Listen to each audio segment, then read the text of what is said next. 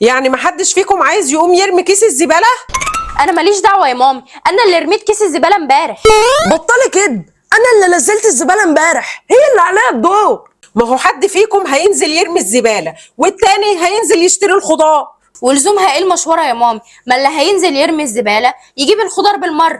طب مين فيكم اللي هينزل طيب؟ هي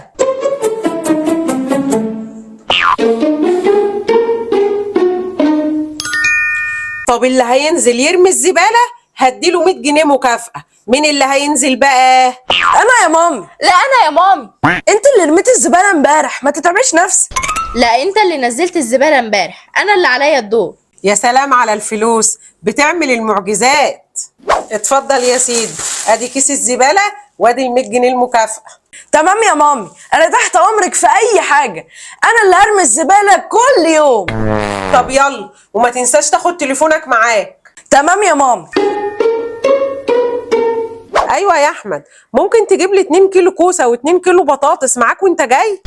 مفيش معاك فلوس؟ طب ما تجيب من ال 100 جنيه اللي معاك لحد ما تيجي هديهم لك. يا عم ما تقلقش، لما تيجي هحاسبك. سلام.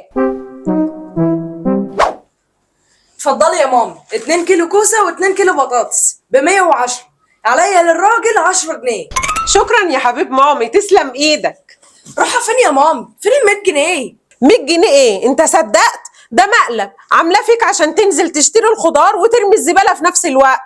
يعني ايه؟ يعني ده كان مقلب وانت شربته. عايز تزيع قول زيع، مش عايز هنزيع برضه. يعني ايه؟ ده انا مديون للراجل ب 10 جنيه.